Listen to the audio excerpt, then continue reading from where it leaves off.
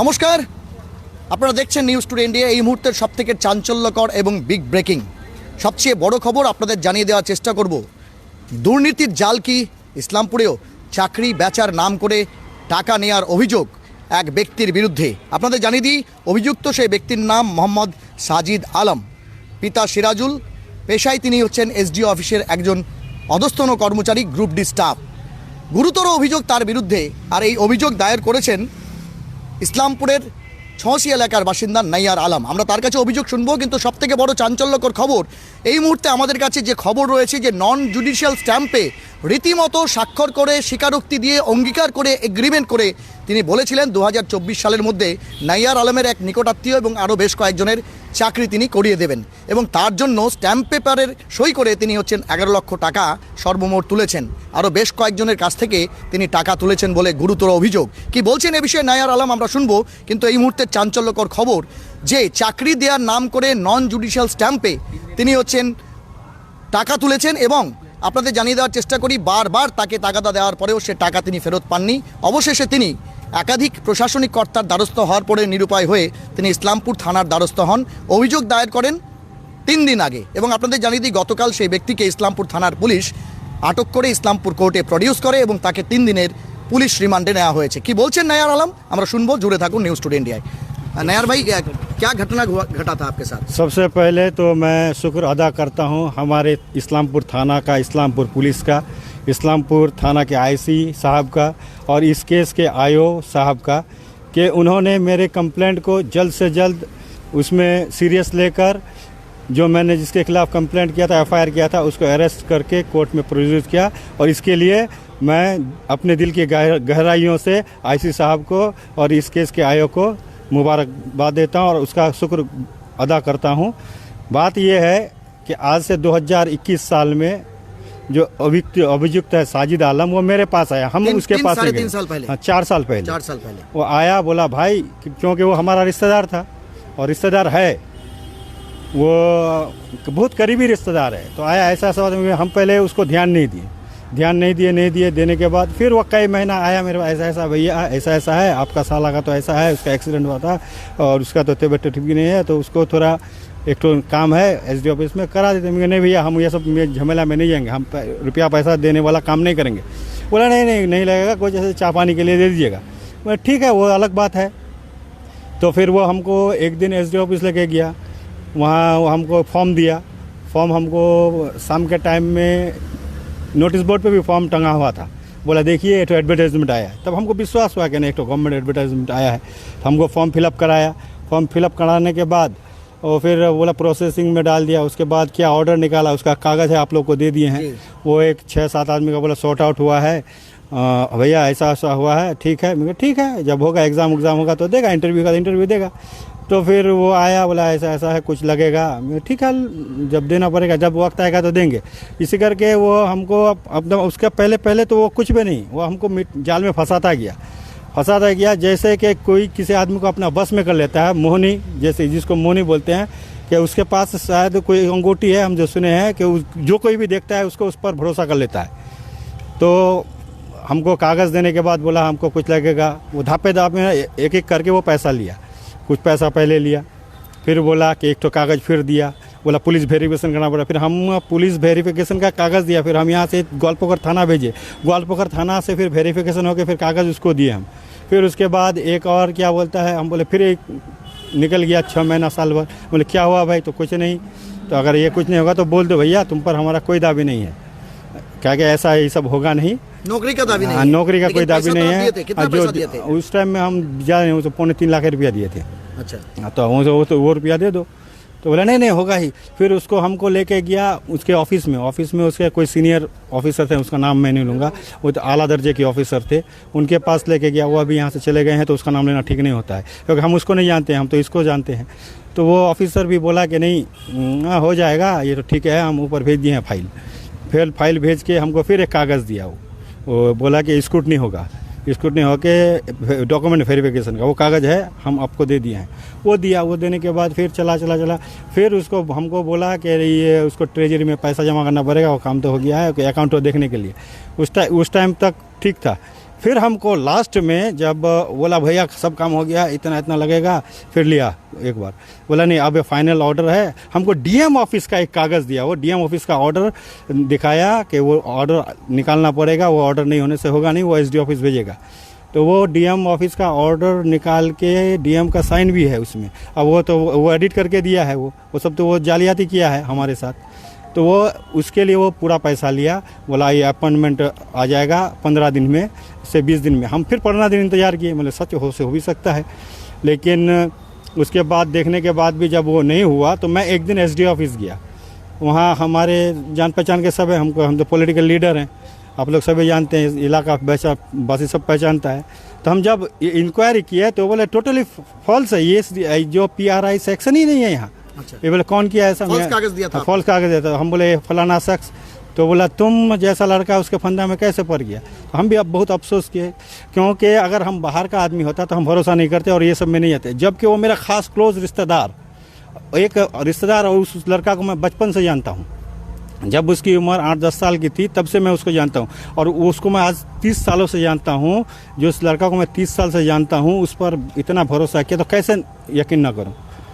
तो वही बात है। लेकिन फिर देखते हैं, अब मामला तो हम अपना रिश्तेदार है ना, हम झगड़ा कर सकते हैं ना हम कुछ कर सकते हैं, हम तो कानून को अपने हाथ में नहीं लेंगे।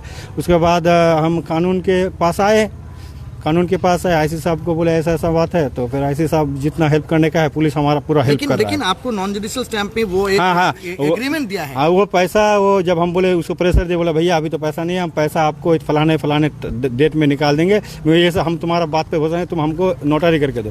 तो फिर वो नॉन जुडिशियल स्टैंप में लिख के, साक्षी भी है 2 वो साक्षी करके दिया कि फलाना टैग में आधा रुपया, इतना फलाना डेट में आधा रुपया दे देंगे। ये भी डेट पार हो गया और हमको पैसा नहीं मिला। आप तो 3.5 लाख रुपया दिए थे, ऐसा क्या और भी कोई व्यक्ति और किसी? नहीं, हम तो 3.5 लाख पहले दिए थे, उसके बाद रिपोर्ट निकालने के दिए। हम अपना दिए हैं 6.5 लाख। अच्छा। और मेरे बिरादर सब का, रिश्तेदारों का भी है, उसमें 5 लाख, 4.5 लाख, 5 लाख रुपया। और फिर इसी स्टैंप में एक लड़का और भी मोहसिन नाम से, उसके भी नाम से है, वो 4 लाख के लगभग लिया है। ओंगी का नामा में उसका वो भी है। ऐसे करके ग्वालपोखर का आदमी से 14 लाख रुपया लिया है, और सोनापुर का आदमी से लिया है, वहाँ हर जगह लिया है। और कोई किसी को अभी हिम्मत नहीं जुटा पा रहा था कि कंप्लेंट करे। तो कहा है कि हम ये सब आईसी साहब से एक बार आके आलोचना किए, सर ऐसा सब हम फंस गए हैं। तो हम बोला, आप आईसी साहब भी हमको डांटे, बोले कि तो आप ऐसा में कैसे फंस गए? तो ठीक है, देखते हैं हम। तो आईसी साहब भी पूरा हेल्प कर रहे हैं। हम ये सब में थाना पुलिस प्रशासन हमारा पूरा सपोर्ट कर रहा है, किया, तभी तो जाके वो अरेस्ट हुआ। बोले 2021 से आपसे पैसा लेना शुरू किया और आज 24 तक लिया। 24 तक लिया, 2025 है, 4 साल का कहानी है। तो आपको कुछ पैसा वो वापस किया अभी तक? नहीं, हाँ, बीच में वो किया है, हमको 25,000 रुपया दिया है। लेकिन और भी उसका तो घटना और भी है, पांजीपारा से, इधर से उधर से, वो आशा कर्मी का नाम से बहुत रुपया लिया था। वो फिर हमको रिकवरी हुआ है, एक का सिर्फ रिकवरी नहीं हुआ। उसका कोई हमारे पास सबूत नहीं था, कोई डॉक्यूमेंट नहीं था, बोल के हम वो सब नहीं दिया, और वो सब वापस किया है। वो सब एसडी ऑफिस में आप कंप्लेंट किए थे इससे पहले? हाँ, एसडी ऑफिस में किए थे कंप्लेंट इससे पहले। तो एसडीओ साहब, एसडीओ मैडम से नहीं मिले हैं, ऐसे हम लिखित दिए थे। उसके बाद वो बोले कि सॉर्ट आउट कर लो, इंक्वायरी का बात है। वहाँ भी सपोर्ट किया था, वो लोग भी, एसडी ऑफिस का स्टाफ को फुल सपोर्ट किया है वो। लेकिन गलती तो मेरी ही है, हम तो गलती कर चुके, तो देना ही नहीं था। बोल रहे हैं एक जैसे हुआ कि आप बोल रहे हैं कि आपके साथ ये नाइंसाफी हुआ, फिर आप बोल रहे हैं कि आपका जो नोटिस बोर्ड है, जो रिक्रूटमेंट का जो नोटिस बोर्ड है, वो आपको एसडी ऑफिस के नोटिस बोर्ड में दिखा? हाँ, वो दिखाया था, बहुत दिन आगे थे, 2020 का लास्ट में, कोरोना काल में दिखाया था। हाँ, तो उस टाइम में कोई स्टाफ नहीं था ऑफिस में, शायद हो सकता है कि बाहर से वही पंच करके फिर चला गया हो। मतलब एसडी ऑफिस का बोर्ड यूज किया था। हाँ, हाँ। और फिर आप और भी एक बात बोले कि एसडी ऑफिस का कोई ऑफिसर जो है उनके साथ आपको मिलवाया था? हाँ, मिलवाया था। वो अभी नहीं है, वो ट्रांसफर। तो फिर उनके साथ आप बातचीत नहीं किए बाद में जब नहीं दे रहा था? हाँ, तो वो तो यहाँ से चले गए, तो अब बोल के कोई फायदा नहीं है, ट्रांसफर होकर चले गए। ट्रांसफर होकर चले। ঠিক बहुत बहुत शुक्रिया ভাইয়া। আপনাদের জানানোর চেষ্টা করব নন জুডিশিয়াল স্ট্যাম্পে যে স্বীকারোক্তি তিনি দিয়েছেন সেটি হচ্ছে 20/12/2024-এর। আপনাদের জানানোর চেষ্টা করব সেটাতে তিনি যেমনটা স্বীকারোক্তি দিচ্ছেন, আমি মোহাম্মদ সাজিদ আলম, আধার কার্ড নম্বর উল্লেখ রয়েছে, বয়স 38, পিতা মৃত সিরাজুল, পেশা চাকুরিজীবী, ইসলামপুর এসডি অফিস, শাকিন, মীরবস্তি, ধনতলা, পোস্ট ধনতলা। এত দ্বারা আমি অঙ্গীকার করিতেছি ও স্বীকারোক্ত করিতেছি যে গত 2021 সালে আমি চাকরি দেওয়ার নাম করে জনৈক নেইয়ার আলম পিতা মৃত Anwarul Haque শাকিন ছৌশিয়া ward number 8 post থানা ইসলামপুর উত্তর দিনাজপুরের হইতে নগদে